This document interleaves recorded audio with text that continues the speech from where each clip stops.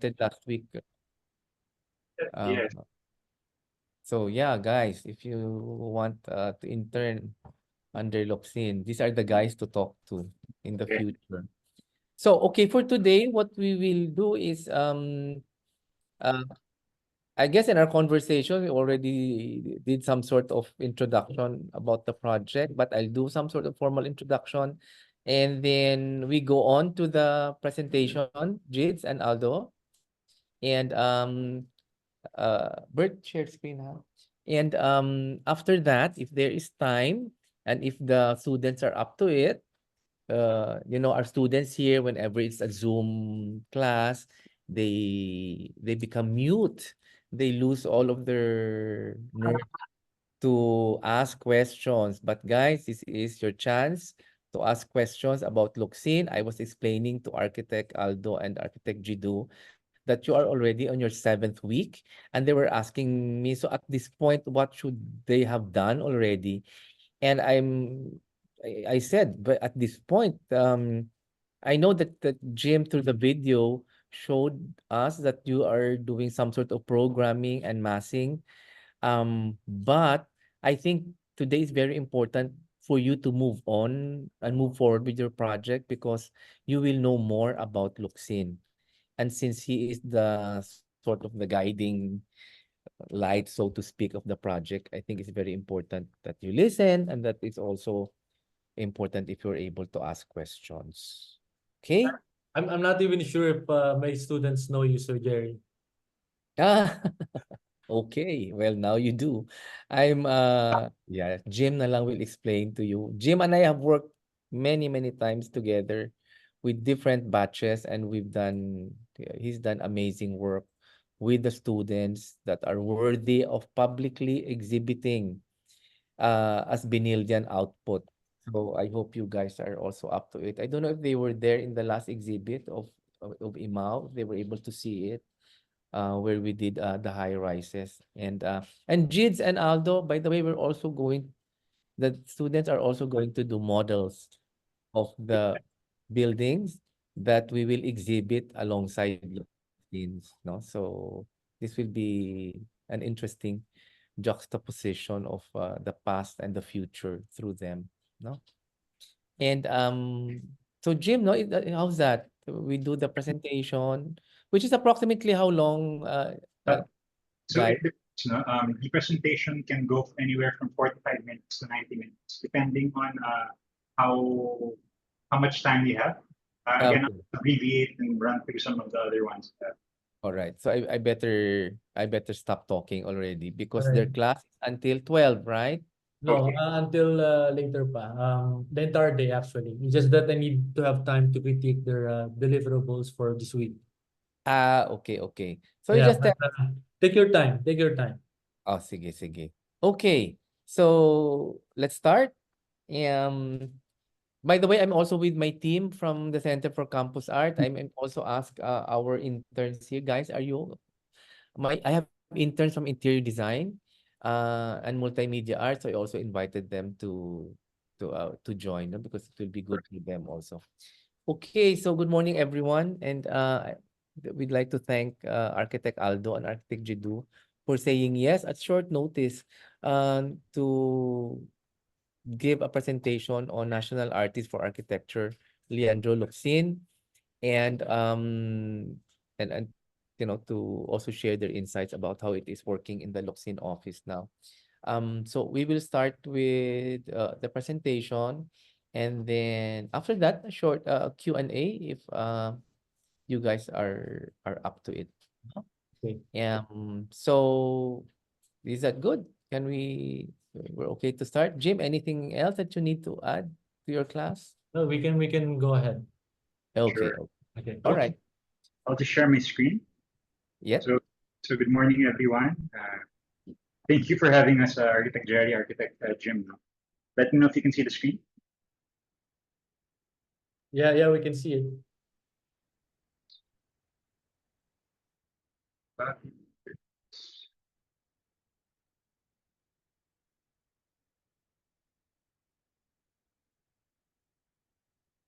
All right, game. Good morning, everyone. Thank you for joining us again. Basically, this is a version of a presentation we typically give either by ourselves or with Sir. And one thing you should know is that for today, our goal is to be able to let you guys know a little bit more about Mr. Locsin, his history, his legacy, and yes, his history and his legacy. But even more important than that, a little bit of a briefer on his core process. We feel that's even more important than some of the formal translation done. Because in essence, here in the firm, the core process is what we bring to light and bring to heart in every project that we do. So the title of the presentation is called The Big Idea, and you'll see why in a bit. But we start with a quote from Mr. Locsin, wherein a work of architecture becomes iconic only when society finds that it resonates on many levels, when it captures a spirit and an idea that is relevant to and valued by those who view it, inhabit it, and use it over time. And this ultimately is super important to us. Again, architecture, at the end of the day, the success of it is measured by how well it resonates with people over the decades and over time. And what we'll talk about today are three things. Number one, where was Leandro Locsin's place within modernity? How is his legacy alive today? And ultimately, what is the value in what we do and what we bring in our projects? So a lot of us know Mr. Locsin. We know him because of the CCP and his other major works. And we know him because of different accolades and awards he's garnered over his illustrious career. And we sort of see him as this wonderful paragon of architectural excellence, a little bit of a Superman, actually. And we actually want to hit pause on that for a moment and realize that Mr. Locsin, Sir Andy loves to stress this, at the end of the day, he was a regular human being like all of us, And he too had his own trajectory from his very younger years up to his flourishing practice. And so his work started around the 1950s, 1955, and it continues here today. And it traversed a wide range of architectural sort of movements, from the modern to the postmodern to what Timotheus Vermeulen and Van Acker say is the meta-modern time, whether you agree with it or not. And so he was a child before, back in the day, and he was the eldest of 7 kids from Silay, Negros Occidental. He was named nicknamed Lindy after the aviator Charles Lindbergh. And he fell in love with the piano at an early age. It's really important because that's one thing that's very important. The second thing that's very important is his main chore when he was growing up was to keep the library in order. This was super significant because it allowed him to grow immersed in music and the arts and literature and all these things. He was an avid reader. And my favorite little bit of trivia of him growing up is that he had difficulty in math. So why is this important? Well, when he was deciding what course to take up in college, he had many options. One of it was actually law, but he didn't really take that too seriously. He was divided between medicine, music, and architecture. And initially, his mom wanted him to be a doctor, but he wasn't quite feeling it. He gravitated towards architecture. He actually had a cousin that was an architect, but he was afraid of the math. So he decided, you know what? I love music. I've been playing the piano ever since I was young. So let's go. Let me be a musician. And so music never left Mr. Locsin. In fact, one of the exhibit materials, I said architect Gerry were his favorite pieces now, which might be able to be played throughout the exhibit. And as he went through his course in UST, he eventually came to this idea of being born to the piano, whether or not he was a good fit for music. And it was largely because the phenomenal Ben Tupas was his classmate and friend, and he was smoking everyone by sheer talent alone. And he would also regularly pass by the architecture. So he looked at the works and he began to reflect. And so he decided, you know what, after 2 years with only 1 year left to complete his degree, he decided to shift to architecture. It meant starting again as a freshman, but that didn't really matter. And he felt he was better prepared for this new beginning. And the rest is history. As we know, everything went better than expected. Actually, everything went much better than expected. He was actually pretty darn good at it. And he ended up becoming this distinguished man, this national artist that we all know and love. But we would like to stress that between starting point and this ending point, there were a series of cumulative steps, no? And we'd like to give a few snapshots of that, just so you have a better idea. So his thesis was actually a church in the round. This is not his thesis. It's a precursor scheme to his first work, which a lot of you know. And his thesis was actually very strongly focused on the semiotics, the symbol intrinsic within the church, even with the way that it's organized. So his notion of this sort of democratic space wherein everybody is essentially nearly in a proper place, in an equal place relative to the altar. And his first work was the Parish of the Holy Sacrifice in UP Diliman, which interestingly enough, ended up producing 4 national artists, Manansala, Abueva, I think Luz, and Mr. Locsin. He would also stretch his muscles in some of his earlier work back home. So this, of course, is the chapel in Lasal, Bacolod. And much like everyone else here, in that time, he also grew up familiar with the paragons of architecture at the time, Le Corbusier, Frank Lloyd Wright. And fortunately, he was able to find a sponsor. He actually worked under the painter Fernando Zobel in Ayala, who became his patron essentially and sent him off trips in Japan and the United States, where he was able to meet one of his strongest foreign influences, actually, whose sensibilities he loved, which was Hiro Sarene. His trips to Japan were also instrumental for his earlier work because it showed him the notion of simplicity at the same time poetic artistry in the way that he crafts spaces. So much so that when he did his first building along Ayala Avenue, the Monterey Apartments, you could see that sensibility, that same sensibility in its early incarnation. That's him in front of the first building along Ayala Avenue, Monterey Apartments. He eventually, of course, garnered notice, and this is him, the cover of the Varsitarian in the 1960s. He would join forums, he would join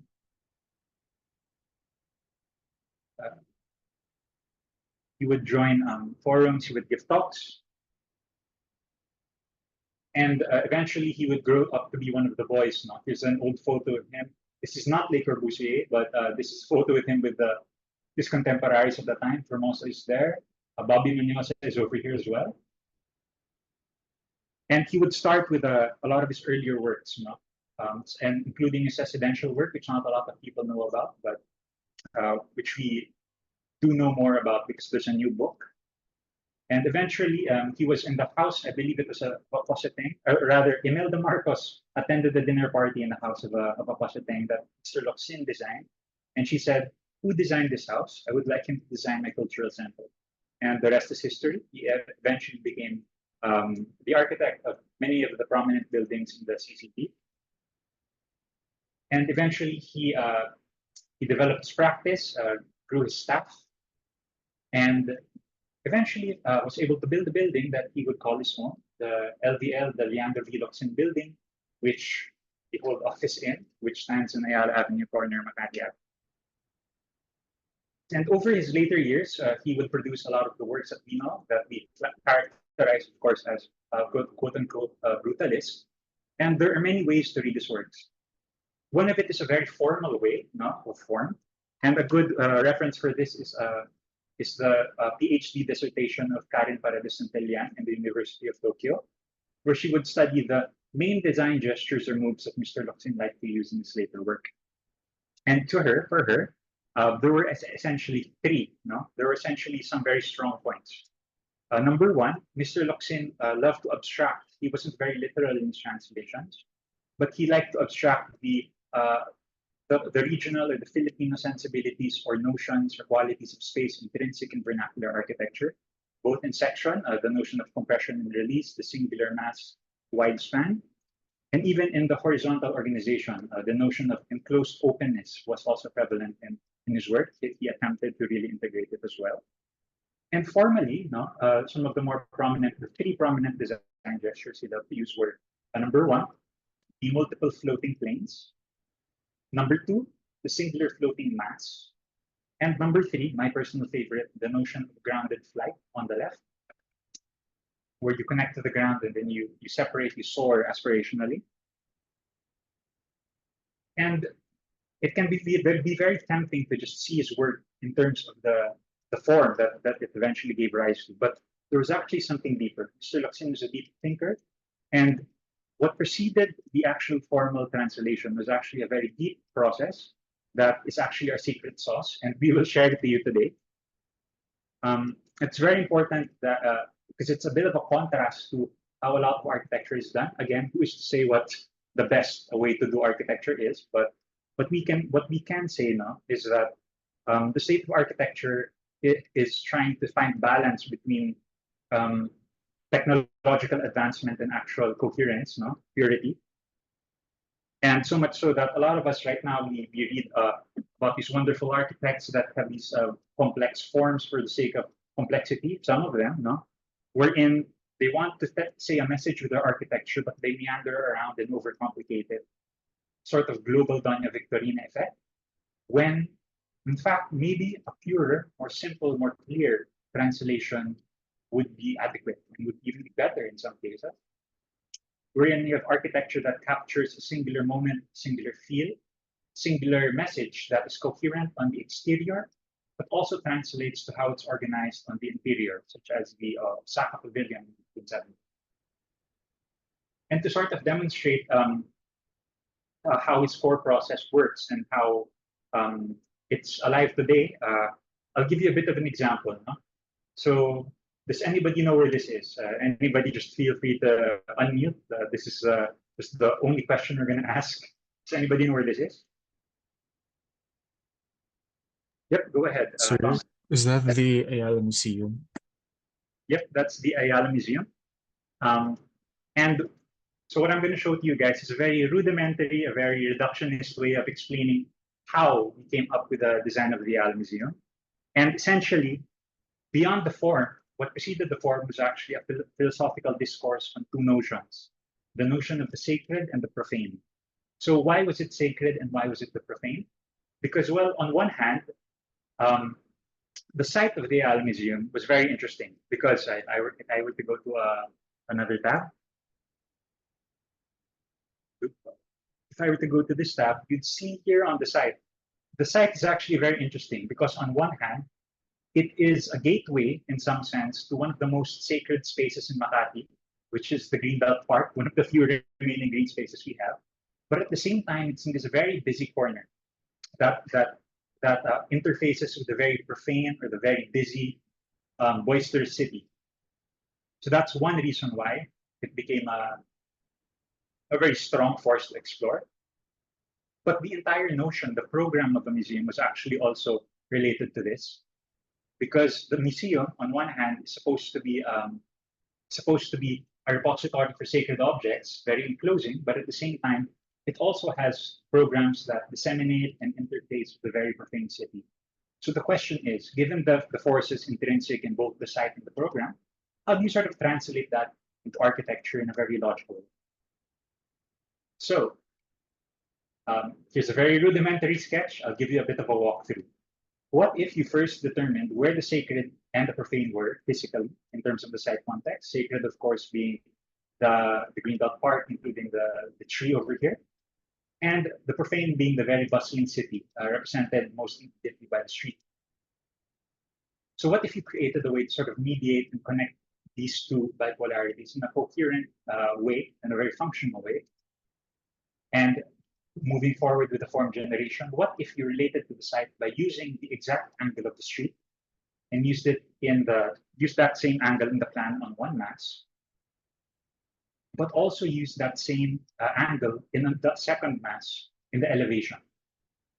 What if you made this mass the solid mass, because it is essentially the galleries where the repository of the sacred objects are? And what if you made this one the glass, the transparent one, because this is where you put the cafe and the other interfacing outward orienting spaces? And then what if you, to bridge the two and make a coherent building, bridge the two materials and the two programs with a convening structure that is pragmatically, functionally, semiotically, really a mediating structure, because that is where you would put the stairs. And so this was the original idea for the Ayala Museum. This cantilever became value engineered, And eventually, in the early 2000s, this is what came to be, based on that process. And there were the related developments. If you want, we can talk about it. Jiddu is actually the head of it. This is an outdated photo, but the Ayala Museum has since been renovated, but still captured the same spirit with the public way, only enclosed now, and the additional galleries. And ultimately, this is a demonstration of how we do architecture in the firm. This is our core process. Number one, we think very deeply about the building program, the conditions, and the project's aspirations. We distill what we like to call a big idea. We refine and reinforce the big idea with both the big and smaller, the big gestures and the small details. We bring to bear the firm's wide collective knowledge and background. So we're a very grassroots firm in terms of how we design. We use restraint and understatement rather than indulgence and obviousness. We use abstraction rather than literality. And the most important part of this process is that we trust in the public to bring their experience in design. At the end of the day, as architects, the ultimate arbiter of whether or not we do a good job is the public, and that can only be determined over time. And so, this is our secret sauce. This is the core process. This is the core thing we want to get across today with the different examples that we have. This is what preceded Mr. Locsin's formal language and what allows us to actually continue his work today. And to sort of demonstrate this old and new, how it was used in the old and how it was used in the new, we'll show two projects, both in the Cultural Center of the Philippines. One built, the other won in a competition in, I believe, 2011 or 2012. So for the main performing arts theater of the CCP, the big idea here was actually something that Mr. Locsin looked as a universal. We are very much an archipelago. Some people say that that the CCP, the main concept was the notion of the bahay kubo. To a certain degree, this is correct.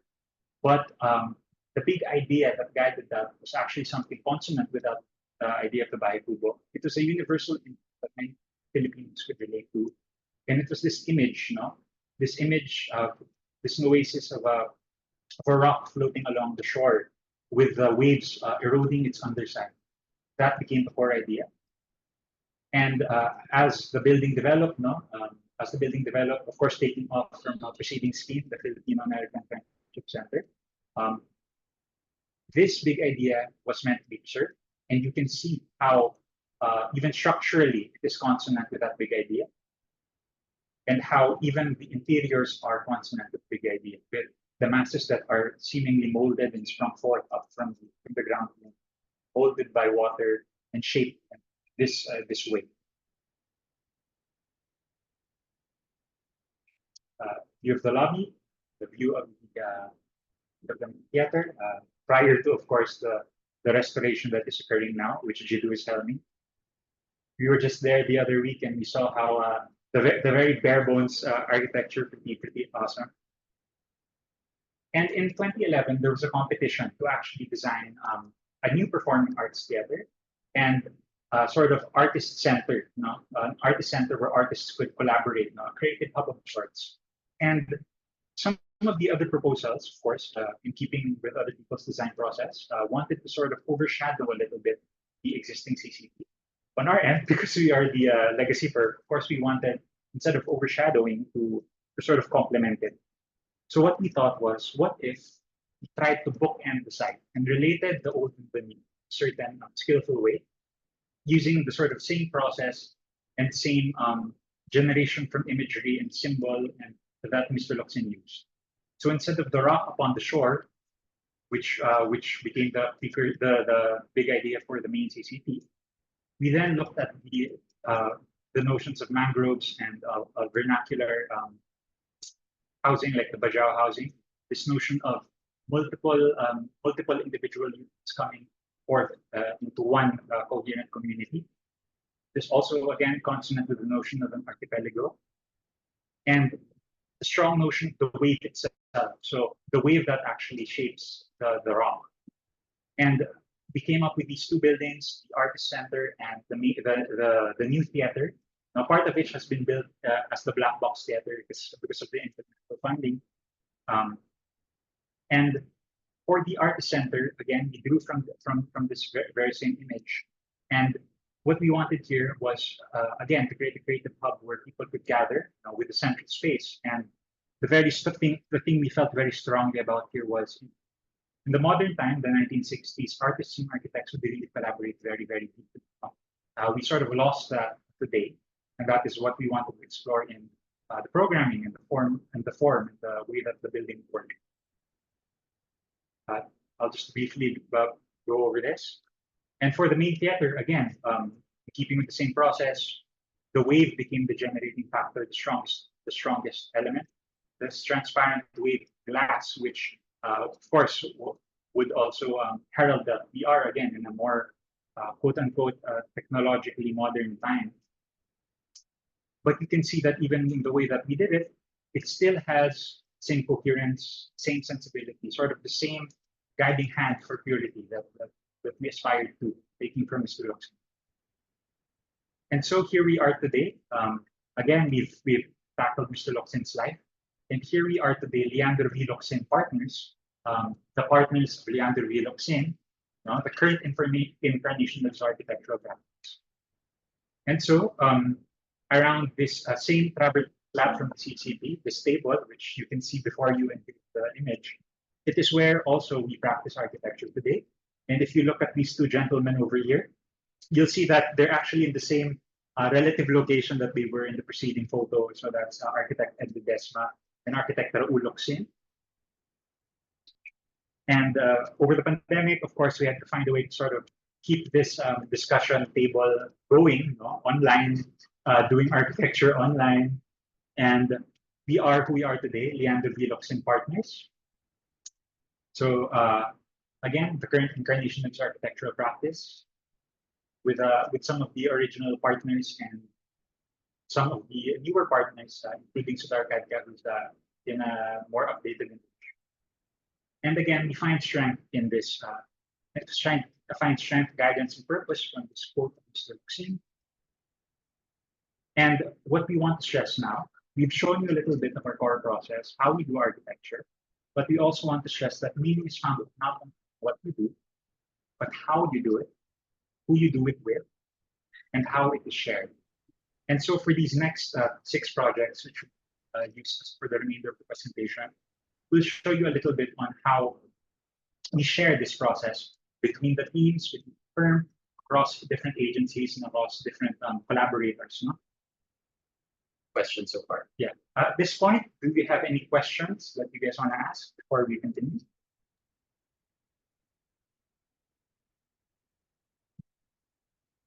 Aldo, thank you for that presentation. It's great that you also touch on how the office is today. So that we're not just looking backwards, we're also looking at the present and also the philosophy that you are now translating, coming from Lindy Locsin. So yeah, it's great that you're sharing with our students, contemporary architecture in the Philippines today as you are practicing it, because I think that's a very important element of their education. No? So guys, the floor is open. If you have any questions, if you are shy, you can just use the chat. But I don't think Binilians are shy when it comes to questions. So just go on. Okay, the floor is yours. Any questions at this point? Don't be shy. We don't bite. Okay.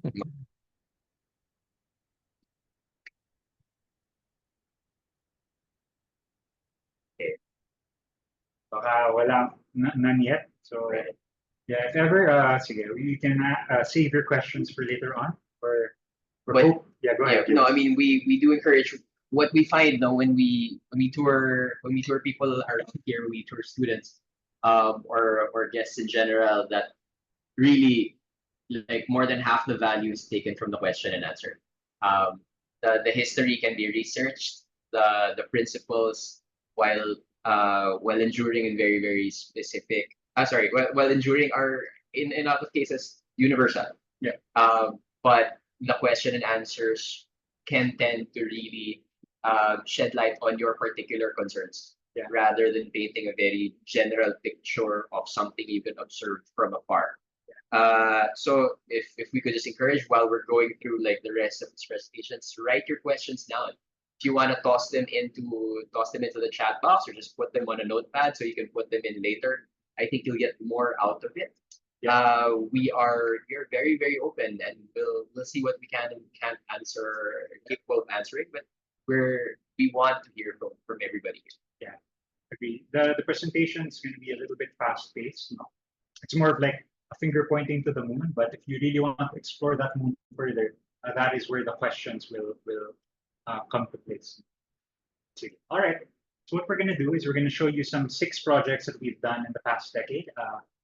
And 2 of them are theoretical works. 2 of them are very big structures, and 2 more are projects that garnered awards for international acclaim. All right. We start with this thing on the upper left, and it's essentially our entry in 2014 to the Guggenheim Helsinki competition. So if you guys aren't familiar, the Guggenheim Helsinki competition was the largest architectural competition ever in 2014. They wanted to design a Guggenheim Museum in Helsinki, Finland, and they got submissions all around the world, more than 1,700.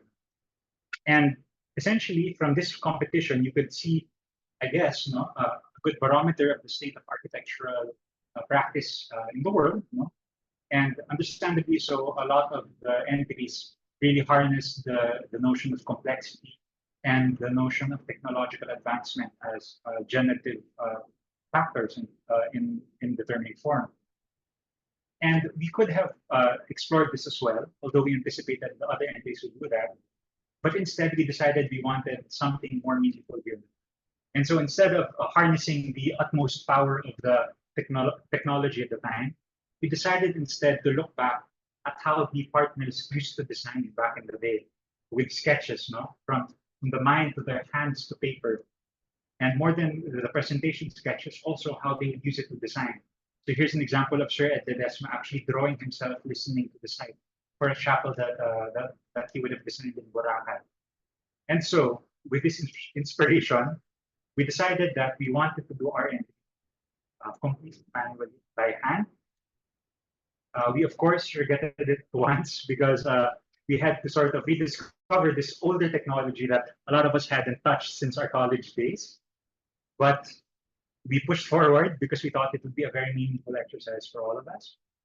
And so the way that we did it in the firm, everyone can contribute. We all volunteer, we divide into teams, and we progress throughout the weeks with a certain program, similar to how you guys did in architecture school. The first few weeks were research, so we had different presentations on the city, the urban factors, the culture, climate, the program, and all of these things. We went to Google Street View to visit and take a look at the site and surroundings, something that the older partners were very fascinated that we could do. And then we did sketches and mock-ups of the site. We did scale models of the site, made the interns do it in order to better understand the urban relationships in the scale. And ultimately, all the consultations we did were with sketches and sketch models. So no computerized proposals. We had to do it from our minds to our hands. And gathered around the different spaces in the office and talked passionately about architecture, sometimes a little bit too passionately. And ultimately, we shortlisted 2 entries that we would develop and then eventually pick one. And one thing I want to stress from this photo is that at the end of the day, we were about the big idea, not so much about the flashiness of the scheme, not so much about the beauty of the sketches. And JP, this guy over here, whose entry we eventually picked to be our entry, 5 minutes before the presentation, he had this very strong notion about elementary architecture, how the act and the gesture he wanted to convey, but he couldn't really put it into sketches or put it into a very developed scale model. So 5 minutes before, he got this little carton, this little folder, and he folded it a certain way, and he presented it to us. He explained it, and we were like, "Fuck, that's good." Sorry, Oh my gosh, that was good. They're fine. Yeah, you're fine. You're fine. Fuck, that's good. That's really strong. Let's roll with that. So again, it's really about the idea. That's what's important. And so after we found the finalists, we developed it. We developed the architecture manually. We brought out the drafting table. We brought out the colored pencils and the different kinds of drawing instruments. And we began to draw. We began to sketch. People contributed, including the partner. And we cheated a little bit, no? We ended up laying them out in Photoshop and doing the lettering by Photoshop because of time constraints. You know how it is. And of course, we fell asleep in the office from overtime because we were tired. We did things manually. But ultimately, we were very happy with the boards and the design that we produced. These are the boards that we did. And while we did not win, we were, and unfortunately enough, the winner was actually not built because the city sort of voted against the museum. We were featured in one of the proposals that you should know about for Art Daily, which is pretty cool. And so that's just a glimpse of how we do architecture internally in the firm. A lot of the work that we do, especially if there's time, is grassroots generated. We gather the ideas from everyone who design charrettes in these cases, find the strongest idea. And the second project that we want to show now shows how we like to collaborate externally with other people in general architecture. And it's our entry for the 2018 book, or 2017 to 2018 book by Blueprint called Design Better. Now, the brief for this was actually to invite different collaborators to submit design proposals for different spaces or urban features in the Philippines that are dilapidated, that are forgotten, that are neglected, and how to sort of reactivate them and redesign them so that they could stand to be used and loved over time. No?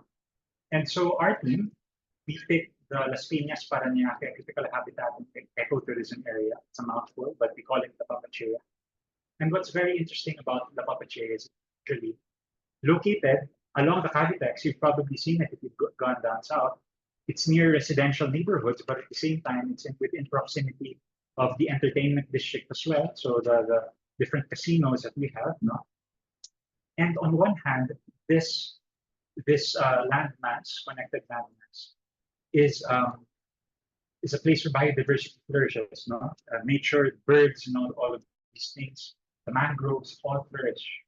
But at the same time, it has also felt its brunt from pollution, from the different bad effects of the urban fabric that surrounded it. And so we wanted to find a way to revitalize it. And so we made a design proposal for the entire area. And you see this funky form that we put for the main architecture building. I'll get back to that later. But what you need to know is that it can be very tempting for those of you who've read The Fountainhead to sort of Howard Rourke projects like this. Around impose your architecture. This is my vision. Take it. This is architecture. Take it. But no, we know that that's not the right way to do architecture. And so instead of this, we wanted to sort of gather and collaborate with a team of specialists that could actually get this done in the right way and sort of vault in, make something that we feel had merit and had integrity. And so for this multidisciplinary team, we collaborated first with the Ramble Studio Dry Cycle with Dixie Mingote. Basically, they were the first step in studying the site in terms of how we can replan and re-engineer the site for long-term benefit. This came first. We had to first determine, number one, the different zones that were studied in a very evidence-based way, how we could manage the water, how we could cleanse the water, in which biotopes, what, and how the entire site could be re-engineered as a whole.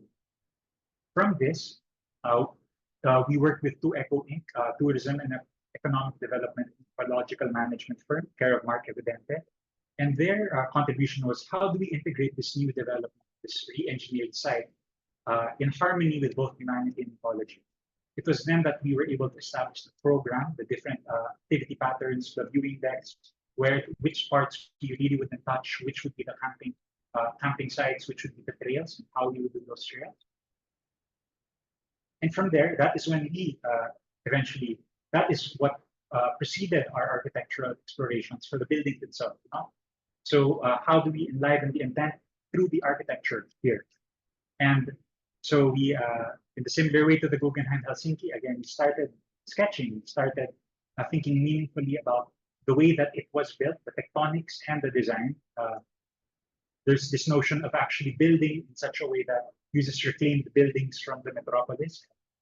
Gloss over that because of time constraint. But the one thing that I want to really stress from this is that, again, I'll go back to this funky thing that I showed before. A lot of you will know that based on our current portfolio of work now, that we tend not to do work like this. We tend not to do forms that are organic in this nature. But it just so happened that for the site and how the design process was going, we felt it would be the most apt.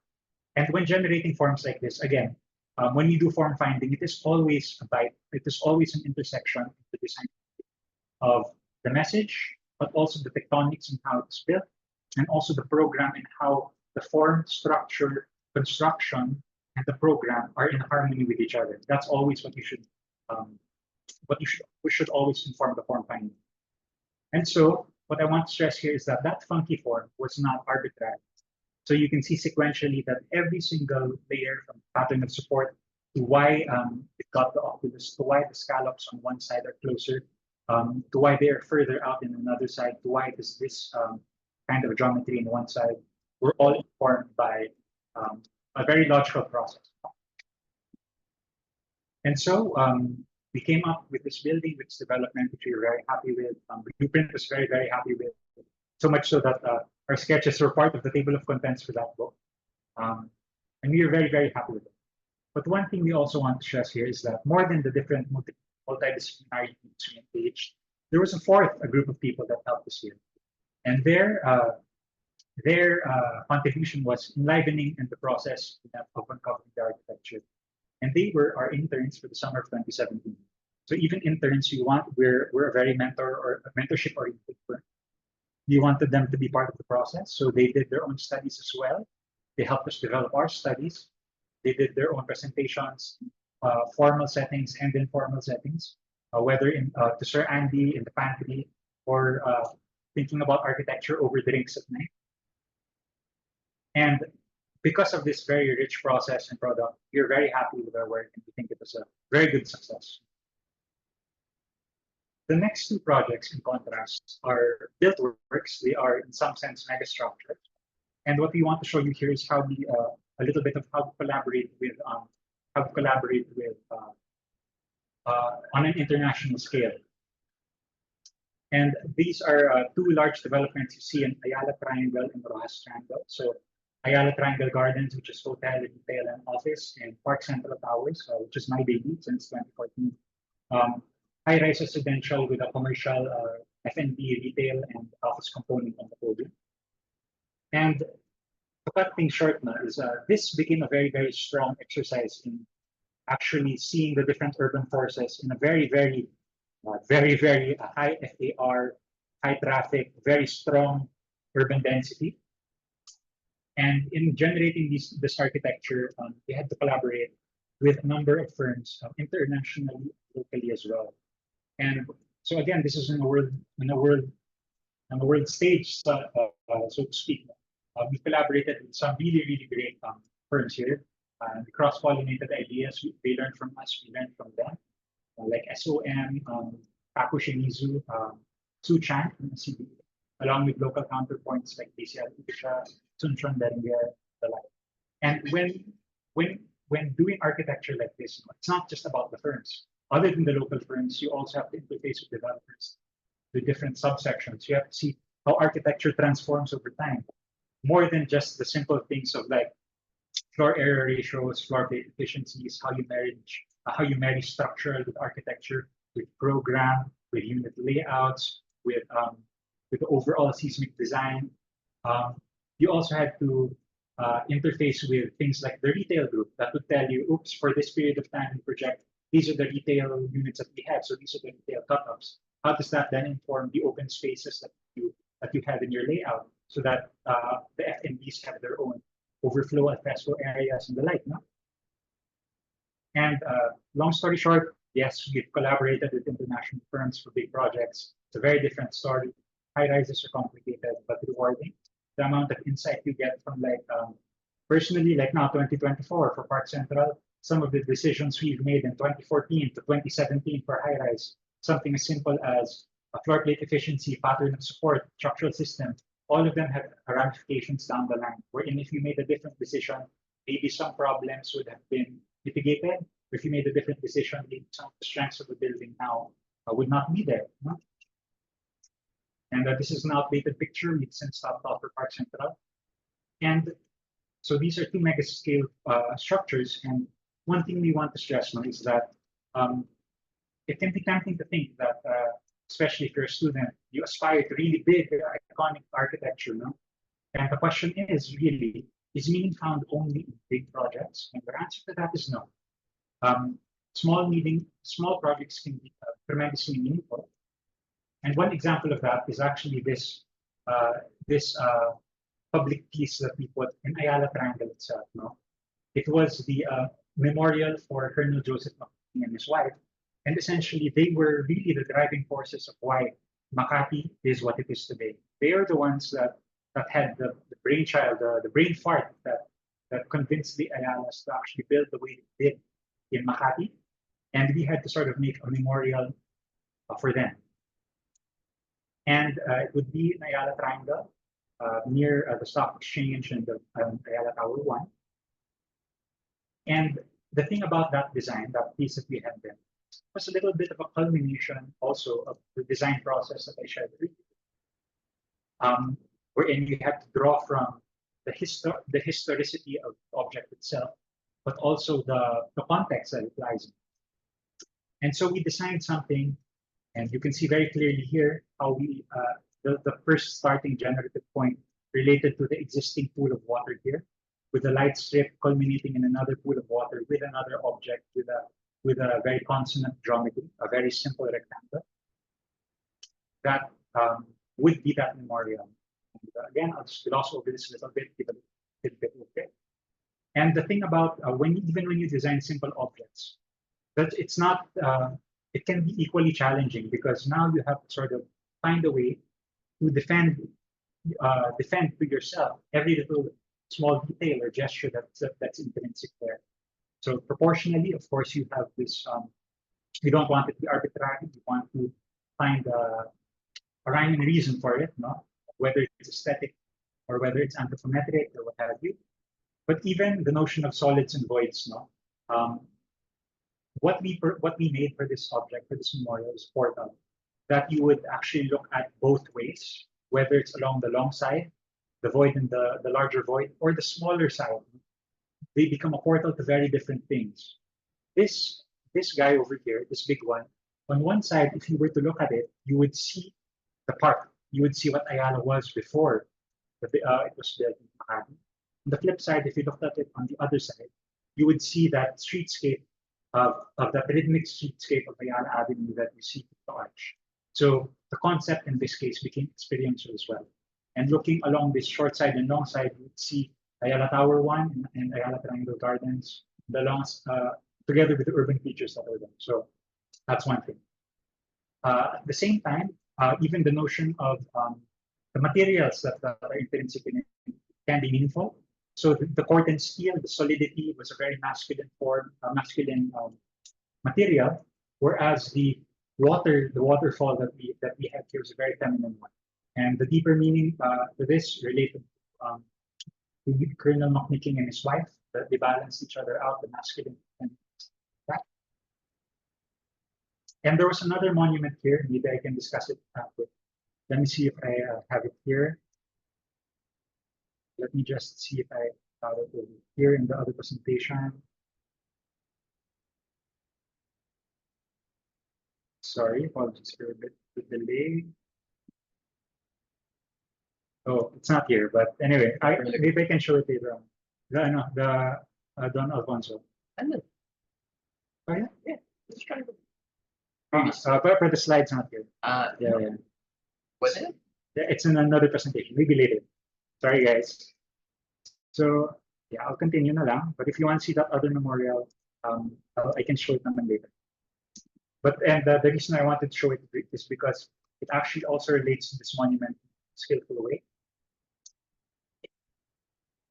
The image on the line. Oh, no, the skylight thing. The line of the staircase. No, yeah, wala. It's okay. Later na lang. All right. So the last two projects I want to show are other small projects. And again, these are equally meaningful, even if they are small and they have a very strong message to convey. The first of which is actually, it's more well known because it won in the WAC in 2017. It's called Streetlight Tagpuro in Tacloban. And it's essentially a group of buildings, study center and office, and the dormitory for a certain community that were affected by Typhoon Yolanda in 2013. And even if it has garnered international acclaim, what's very interesting about this is that it had its own humble beginnings. No?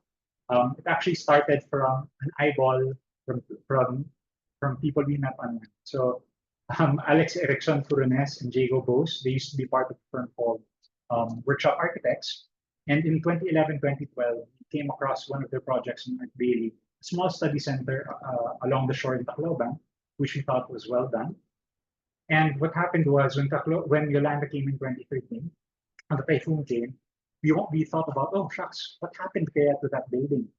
And so Sudar reached out to Workshop Architects randomly, just said, hey, we're a firm in the Philippines and we really like your work in the study center. We're just curious about what happened to the study center that we did. And Alex replied, he said, oh, thank you. Well, it was able to withstand the winds, but unfortunately, the storm surge destroyed it. But hey, we're going to Manila in 2 weeks because we're going to meet with an NGO that wants to build back there. So you guys want to meet? And so in Mr. Rockefeller in Greenbelt 1, Greenbelt 3, we ended up having an eyeball, having some drinks. And yeah, so it started very cordial. Hey, I'm Alex. Hey, I'm Aldo. But at the end of the night, after a few drinks, sabi naman, you guys, we're on the same wavelength. We're doing a rather big project. Feel like it would be best if we have a collaboration. Do you guys want to work on it? Of course, we can. It's not for an NGO. It has to be pro bono. Would you guys be interested? And so we said, yeah, of course. We'll bring it up to the partners. We told them the entire story, and they said, it's for a great cost. It's a no-brainer. Let's do it. Pro bono is no problem. And so the way that we do it in the firm for projects like this is we have a sign-up sheet. So what happens is that we have a sign-up. Anyone can join. Anyone can collaborate. Can be part of the project. So again, it's pro bono work. So you can work on the project, but of course you have to fulfill your other commitments to the firm. And so we all know what happened in Tacloban in 2013. Typhoon Yolanda basically wiped everything out. It's really horrible.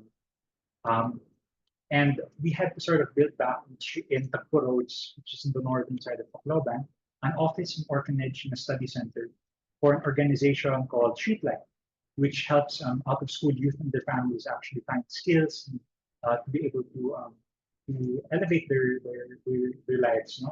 We worked with a lot of great firms for this, including Rambo, Erickson Furones, all hands volunteers, and of course our engineers together with us. And the thing about projects like this is that it's very hard to do this well by taking things at face value, by just proposing a design. What we wanted to do was something different. The other than the program, the psychological makeup of users and the owners was very, very important in the process of designing the architecture. Our thought was how do you make the design and construction process conduit to their own feeling and processing of what happened, and how do you use meaning as the catalyst for this in order to turn individuals into and in order to turn bare spaces into meaningful places. And in order to do this, we had to sort of decide on a framework on how we would go about it. And what we decided, even if it sort of delimited us to a certain degree, was to interface with the community with a responsive framework. So the community would do their own internal workshops to determine what their needs were. And we had to find a way to translate that into a framework of architecture that's not necessarily, oh, this is the build product, this is it. So this is your needs, this is our building. No. But a framework on how to think about the architecture that we could then go back and forth about in order to find the final form, the final building. And so more than 100 workshops were done with the local community. Some of them were about space programming. Some of them are about the qualities of space, about meaning, the emotions, the culture, the psychology of them. Some of them were even micro, no? Even the notion of a window on the upper right hand. The kids were asked to draw for them what a window was for them, what it meant. So for one of the kids, it was where he would make harana, the girl he liked at night. For another one, it was where he would look up at night at the stars. No? And yeah, a lot of workshops, even a bit of role playing. The kids did a makeshift role play of how it would feel like to be in an exec room if it were built. There were scale models that were made, even larger exercises like what it would mean, what it would feel like to be under the table, going around the community to see the representative qualities of faith that they wanted in their eventual buildings. And from these different workshops, from these different things, we as the architects, working with Sina Alex and Jago and their team, who held office here in our firm for this period, we decided on making a framework of construction and design that could translate these things in a relatively open-ended way. And we ended up with buildings that were very, that had an element of solidity to it, but an element of permeability to them as well. And this was very, very important. Why? Because we determined through the workshops that on the one hand, the needs of the community were in a bit bipolar, in a sense bipolar. On one hand, they wanted something that was very, very solid, very, very whole and impermeable, because when Tacloban settled, they were looking out at the streets and looking through the dead bodies and destroyed architecture. One thing that really struck them was one building that was really still standing was this concrete building. It's the only thing standing. For them, it represented a bit of a safe haven, a castle. And they wanted that in the building, a place to seek refuge if things turned for the worse. But at the same time, they also wanted a building that could not be turned over because the winds would go through it. And in milder conditions, that would be maaliwalas where the breeze could go through. So we had to create segments or a framework that integrated both these two things. And so from this framework, we did our different studies, incremental human analysis, site visits. We did our different schemes, the different iterations of this framework. And eventually, of course, the final design was picked. But more than this, everything to the pattern of fenestrations were done with the input of the community. Mock-ups were done for the doors and windows, and this eventually was what the community did. So they have the hand establishing the character of the building. And when it came to the design of the building, this is something I want to stress. A lot of times when we do our form finding or generate the building, we do so in a vacuum. We do so without any consideration of materiality and tectonics, how buildings put together. But that can be a very, very important way that you generate the architecture.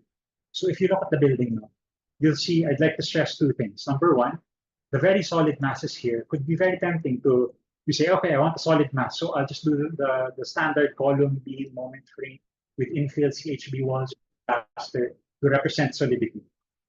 But the tectonic honesty, which admittedly cost more, was to actually have all of these solid. These are all shear walls. That's all duos, reinforced concrete. So it is what it claims to be in its deepest tectonic level, right? On the other hand, for the light frame structure, you'll notice that they are all bolted connections. Why is that? The first reason is for legibility.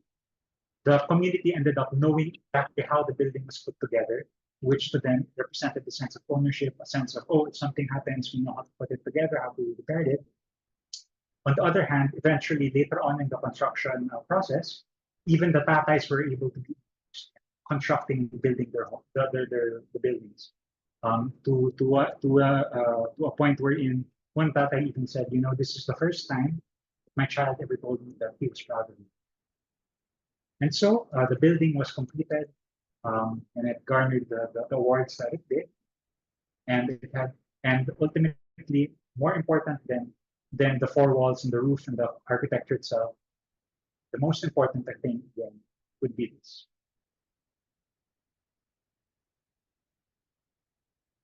Oh. And for the last project that we want to share, is something that's very closely related to heritage. We'll be closing our presentation with this one. Basically, again, going back to the core process that we went through before, as architects, we want to design buildings that stand the test of time. And sometimes buildings are loved as they stand the test of time.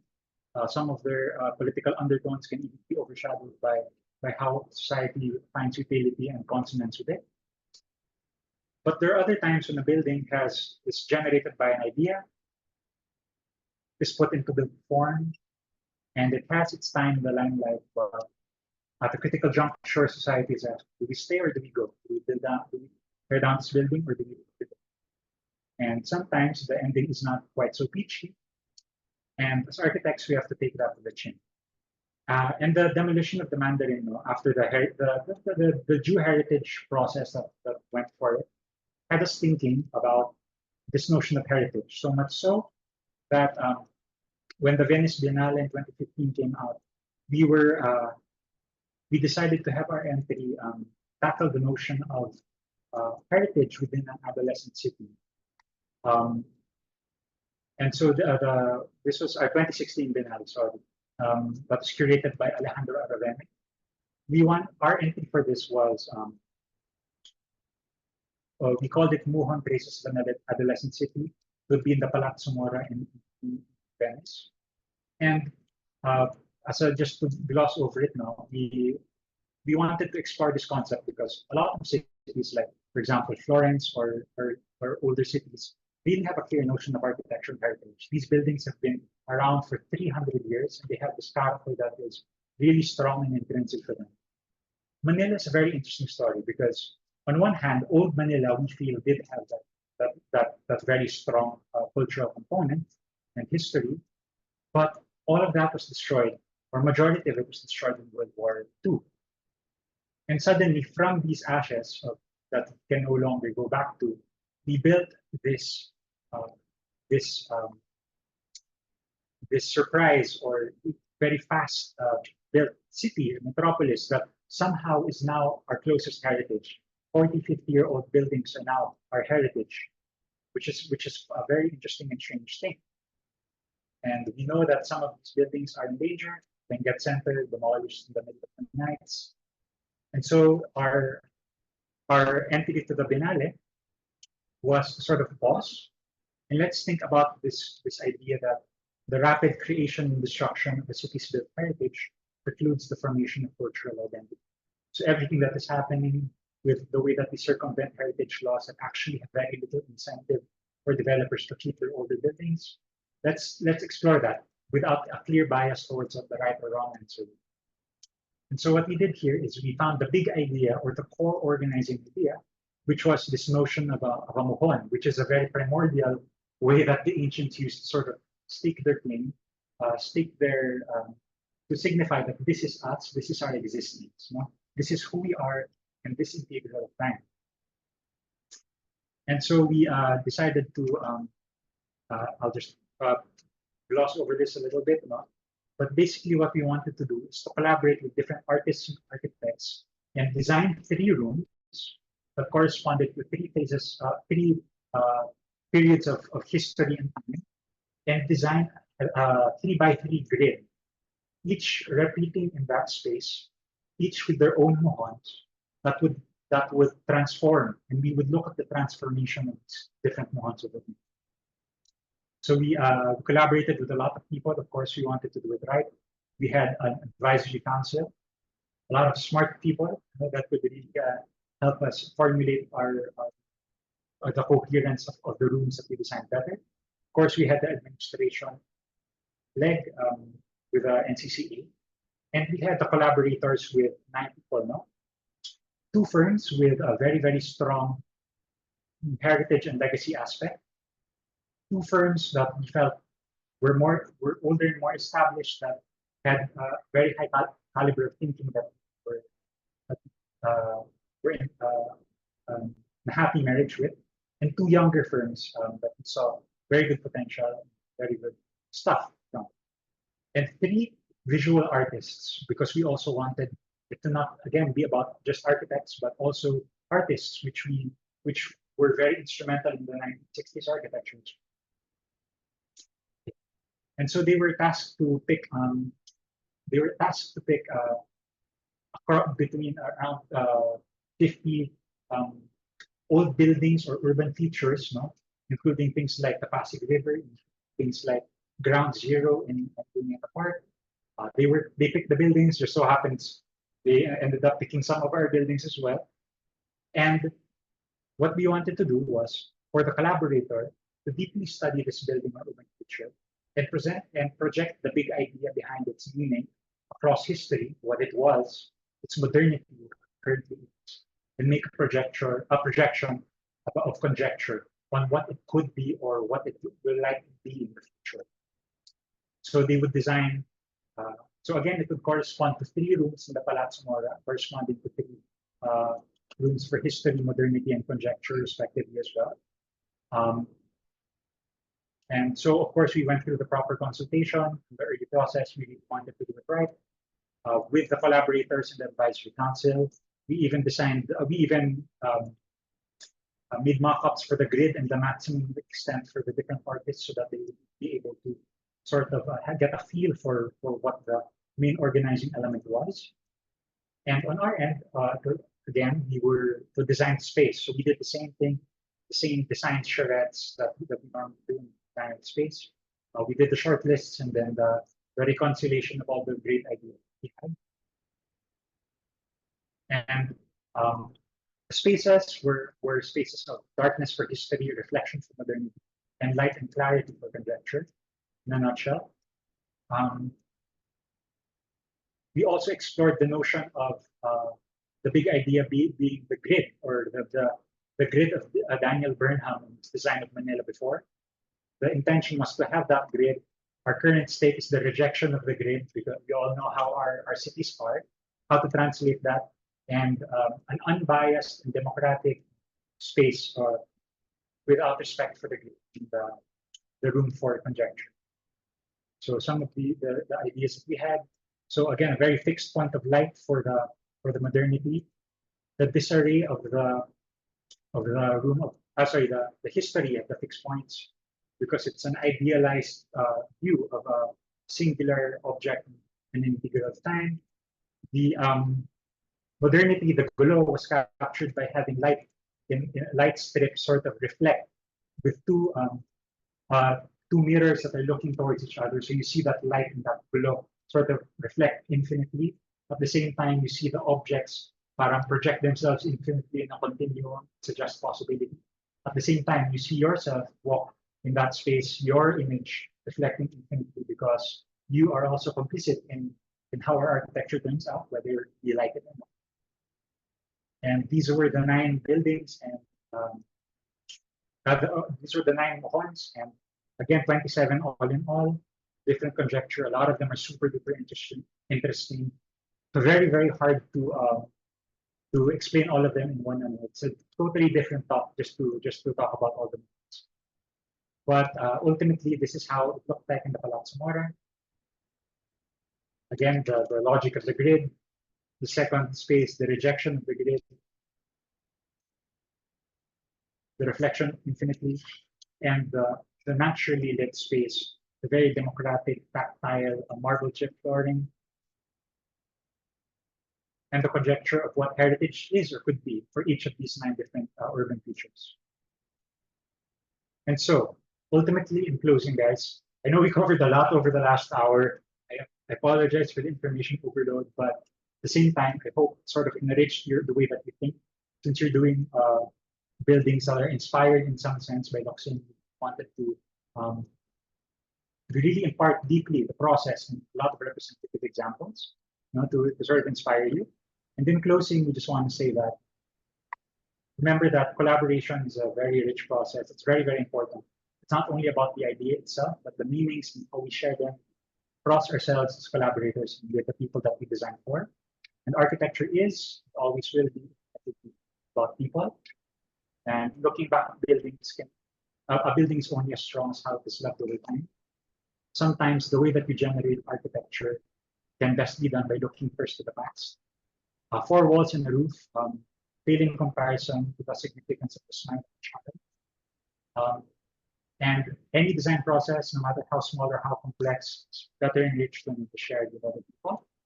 And ultimately, we all have the people that we love, our families, people that we, the people that we reach out to, don't need to, the movements that we join, they go against the grain, the million dreams that keep us awake, the things we rush towards certain death for, our ideals, our strongest ideals, the teams that we join, and ultimately we work together in this world with other professions. And the big idea at the end of the day is that we're all in this together. Thank you. So with that, thank you guys. I'll just give the floor back to Architect Gerry, and maybe we can have our Q&A if it's that time. Go ahead. Thank you, Aldo. That was a lot to chew on, and wow. So, but thank you for that, and I'm sure our students were able to, if not overwhelmed by it, at least they will be able to get a lot of meat from your presentation. Thank you, and also Jiddu for sharing this material with us. No? Jim, you have any words or reaction? Actually, my class has been reading a study on bipolarity. And some of the proposals that I saw this morning already demonstrate some of the studies. And there were so many ideas presented today, and we thank Leandro Locsin and Partners for giving us this time. I'm sure my students appreciate it. They're not just fond of showing it. Maybe they're shy, or maybe they just woke up. And we'll have a meeting later on, because I think the takeaway here is the big idea that Locsin tried to create with these designs. And we are going to see if it's still possible to integrate it with the outcome, the expected outcome. And right now we are working with addressing the issues of brutalism. And just like Zaha did, I sense that Locsin doesn't want to associate itself with a certain style. But the brutalism idea is already there as a project brief. And I hope Locsin is okay that we still tread in the same study. Yeah, absolutely. Okay. Yeah, do you have any questions, guys? Yeah, I think Jim, the peg, if I have to use that word, of brutalism as the guiding exercise for this class is appropriate, because we do know that whenever you ask someone who has the least knowledge about Locsin, they'll always say the architecture of Locsin is brutalism. So we can start from there, in this exercise. And I'm thinking also that if we get good models from the students, I'm going to assign a central space in the gallery for them. But of course, it depends on the output and how it will be a good reflection of Benilde, So there. But I'm hoping that we can present them center space in the gallery. Yeah, if I could just I think personally, actually, within the office, there's actually no contention of all the brutalism, because that is really one of the core things Mr. Locsin utilized, primarily because brutalism, other than on a pure design standpoint, it is an opportunity to express a form and a message very strongly. When you have a different palette of surface, a clique of different materials, that actually only really works when the form and the idea behind the form is strong. But the potential of brutalism is actually just that: the form, the meaning behind the form, the approach, is all accentuated, and that is actually a good way to express a big idea. More than this, the challenges of modern brutalism are essentially how to use it skillfully. So, for instance, if you were to serve in servant spaces, no, how do you treat, let's say, the fire exits versus the spaces that need more glazing? I mean, that has to be that using brutalism as an, you know that those fire exits are expressed in a different way because and are actually well expressed with a singular material. No? How do you use a more homogeneous palette of materials to still tackle the very big issues of solar heat gain, visual light transmission, proper orientation? Yeah. Yeah. Go ahead, Jits. I mean, Yeah. at this moment, it might be an applied constraint, right? Something that had already been started. That, well, we parang winding it back, we recognize, we tried to look at it for what it is, what it was, and what you could do with it. Why it was particularly used at that time, in which they were using it, as Aldo said, that it's a great material. It's a great sort of it's a great material to make a statement. Blocks are a tool, though, at the end of the day, recognizing your exercises. I think yung blocks and your planning and your massing and your sequencing and your ordering and your arrangement, I think that translates really well into brutalism just because of the blocky forms. But it bears thinking about what these blocks sort of represent and what they create, both in terms of their positive as well as negative spaces, both in terms of the blocks of the structures as well as the sequence of spaces and transitions in between them.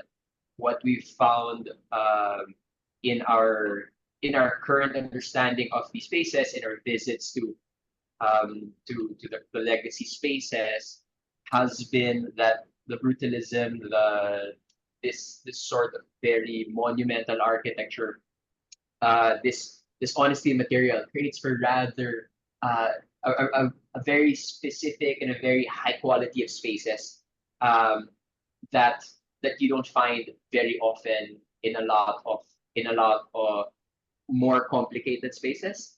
The purity, the sort of, again, the honesty, the staying true to a minimal set, a minimal palette, creates for a clear understanding and flow of what these spaces are. They're very Instagrammable, but in that sense, if you translate that, it becomes sort of how does this building then serve as a great sort of backdrop and environment for human life? Where what can you get with this clarity? And it's worth noting sort of that the concrete is best appreciated in terms of as how do you go through it, in terms of how it's lit, in terms of how it embraces light and ventilation. It's not by itself the only material there. So the softer elements and these invisible elements of the palette are just as important in creating the quality of the spaces, even if they are defined by the concrete. Thank you for the insights. In fact, for this week, our party deals with addressing the negative issues of brutalism as a style per se, such as the coldness, such as the coldness. What else? I forgot the others. But I think one of the crucial issue that we are trying to address is that since Sir Gerry Torres suggested the program and the typology for this project, which is going to be an architecture building, and Benil, if you're not familiar, is a very inclusive institution. Brutalism tends to be on the side of assertiveness and authoritativeness. So we're trying to create that balance. We're trying to create that. We want to use brutalism, or maybe shape brutalism, in order to address that character. That's why it's called fresh brute. Brutes, yes. I also want to And share at with the same time, we're introducing vegetation. So yes, okay, that'll be interesting. No, but I also want to share with everyone that I shared with Jiddu and Aldo the video that Jim sent me. So they have a bit of knowledge about what you guys are doing in your class. I shared the video with them. Also, they went through it before the presentation. Mhm. And if I may add also, I think the principles of Locsin, looking at the land and the climate and even the typology of the Bahay Kubo, it hasn't changed. You know, these are the constants that remain in the country. The fact that we are an archipelagic nation and that we're surrounded by water, I think that remains. You know, whatever happens in architecture. So maybe that's something also that we can draw on, you know, light, climate, land, etc. Okay. So anyway, guys, if you have questions, maybe Sir Jim will be able to gather them. Aldo and Jids, I hope that as we progress with this project, you will still be open to um, you know, consultation or meeting with us, if that's possible, now in the future. Because it's such a great presentation, and I hope that it won't be the last. We're here for it, Gerry. And I will be updating you also as the project progresses, as our exhibit progresses, about this thing. And I will be back in your office one day. Yeah. So yeah, in the meantime, can we have a photo, guys? Can you turn on can you show yourselves, and so that we can have this documentation that I will need. Hey guys, turn on your camera, please. Turn on your cameras, please. Comb your hair. Make sure you look decent. Mm-hmm. You're not in bed. We'll probably have to do 2 sets because we have a large number. Okay. Thomas Del Prado. I'm OC, so I see a blank. Okay, there you go. All right. So Bert, anytime. Okay, I'm gonna take the picture in 3, 2, 1. Okay, Can we do the next? Bert, can you do the next? I'll do the next The slide. next set. Hold on.